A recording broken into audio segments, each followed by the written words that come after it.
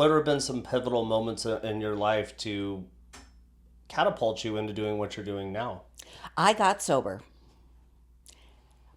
Really, that's what catapulted this. And How did you get sober, though? Let's talk about that for a minute, because there's a lot of people struggling with addiction, yeah, alcohol, drugs, sex, media, social media. I mean, the addictions are real, sugar, right? shopping, So, what gambling. were you addicted to? What did you beat, and how did you beat it? I was addicted to alcohol. I was an alcoholic, or, well, I guess you could say I was or am, depending on who you're talking to. I just found myself really, really lost. I I am a mother of three grown men, young men, and that has been the biggest joy of my life. But my biggest accomplishment, to be honest, is my sobriety. And I just realized that I knew I needed help the whole time. I was never in denial, never. And I've told the story before where I just was waiting for a kick in the pants. Like, just something was going to just kick my ass and say, you have got to stop. And unbeknownst to me, it was me. I kicked myself in the pants. And uh, you know, guilty.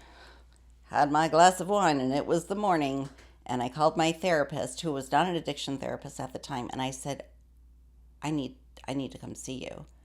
So I went into my therapist, sat down on the couch. I looked at her and I said, I'm done. I can't do this anymore. I cannot do this anymore. And she looked at me and she said, are you sure? And I said, yeah. And she picked up the phone and called the treatment center. I didn't know where I was going. And I said, all right, let's do this. So I went to rehab for 30 days. Great place to get sober. Got out. And that's when the work started. And I worked very, very hard and found who I consider the best therapist that I've ever been able to work with. So, Why is it so hard for people that are struggling with addiction? I mean, I know we kind of broached on many addictions, but let's just focus on alcohol for a moment. What makes it so hard for people to give up alcohol, even when it destroys their life? uh, that's funny that you're asking me this because, one, it's society. That's what people do. That's what the foundation is for anything social. We did a lot of that, you know, with, meeting neighbors and friends and happy hours and this, and every excuse was to drink. And it just progressively, for me, got worse. And I think it's super, super difficult for people to fathom life without being able to pick up a drink. You may or may not know that your whole life does change. And are you willing to make those changes in your everyday life? Have to kind of walk away from friendships that were maybe not healthy for you because you were drinking so much. And I really do think bottom line is changing your life, having to walk away from relationships and creating boundaries and doing the work. A lot of people don't want to walk away and again, oh my gosh, I couldn't imagine never drinking. Yeah, that was me. And now I can say I can never imagine going back to drinking ever.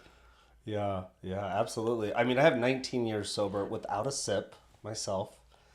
And I know Hello. personally how beautiful life is without alcohol because I struggled too. And I went through those quitting motions a couple times when I was 23, Mm-hmm. 24, 25. And I don't, I mean, I want to say it's by the grace of God for me because I prayed to God and I said, God, you got to help me remove this. And I just surrendered to God. Now, not everybody believes in God. They might believe in their own self. It might be a combination of the self with God. It might be AA and going to get a sponsor. But for whatever reason, I think that it was one of the hardest things I've ever done. The first beginning bit was, and then it got easier. Then it got easier, and I was like, oh my gosh, like this is amazing. I want to switch gears back to your coaching. Sure. So how did you start coaching and why and who do you coach? That's a great question. Why? Why did I start coaching? Because people have told me that they feel very comfortable sharing their stories with me. We're talking about strangers or friends. I'm a safe space with the energy that I give. I come across, and I hope to be a very non-judgmental person. Look, being in recovery, you've heard it all or you've done it all. There's no place for judgment. And I really do my best to listen with compassion and care and with my heart, you know. And the people that I coach are people that have been sober for a little bit but are just kind of like, this is getting harder for some reason, because healing is not linear. We do. Yeah. I'm like, oh yeah, no, I was on a great ride. What the hell is happening? Oh, that's happening. Life.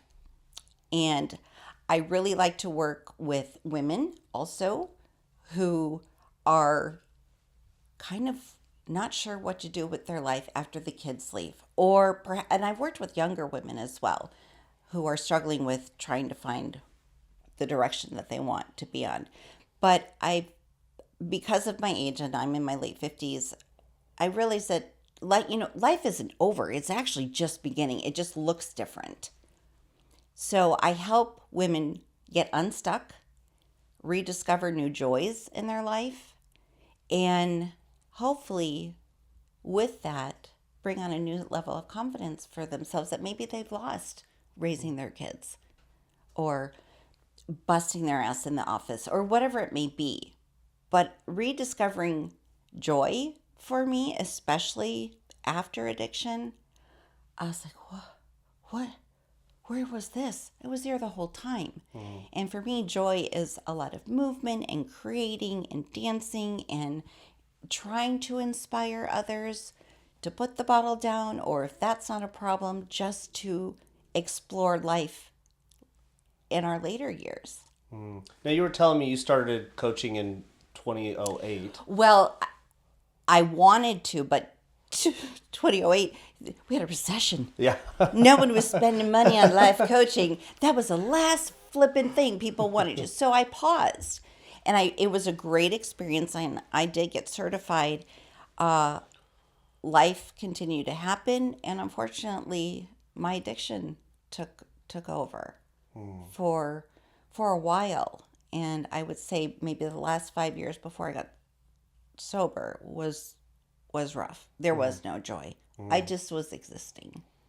So talk to me about when one of your new clients comes to you. Mm-hmm. What does a conversation look like? What are you asking them? What are you finding out about them to see if you're a good fit to help them with your coaching? That's a great question, because it has to be a good fit. I will know pretty quickly if it's going to be a good fit, and I always let the person that I'm talking to decide if this is a good fit, because I'm not going to put a square peg in a round hole kind of thing. Yeah. With the first phone call, we don't do FaceTime and we don't do Zoom. I want them to feel safe and protected in sharing what they want to share. And I always say 30 minutes. No, it's always longer, because I'm really curious as to who they are as individuals. And what is really neat about coaching is that it's future focused. So we ask questions about what we'd like to change in the future. A lot of therapists work on the past. We do touch on the past, but that's the past. And we talk about things that didn't work or haven't worked, and how to feel unstuck and rediscover a new journey for themselves. So a lot of it is just questions. And I do start with, tell me about yourself. Sounds pretty cliche, right? But just enough will start, and I'll hear who they are, and then they'll share a little bit more, and that will help me come up with the questions that lead us to what is the goal? What is the goal that you have? And what age range of women would you say are your ideal, that you deal with the most? Well, it's interesting. I have worked with some younger clients, which is great. I love that they want to get ahead of whatever it is, or they're exploring different avenues of their life. whether it's a new job or finding a new community for themselves. But I'm also in my late 50s, so I kind of has that maternal thing going on with the younger generation, but then I have peers too. Here's the thing about coaching is I'm learning from my clients and they're learning from me, and I it's a team. You know, Yeah. I offer tech support at all times. You know, I share a little bit about my story if it's relatable to what they're going through. I say I can relate to that, and I'll do a little snippet of how I relate to that. So I think that's important because therapists they don't do that, which is fine. That's why life coaching is a little bit different.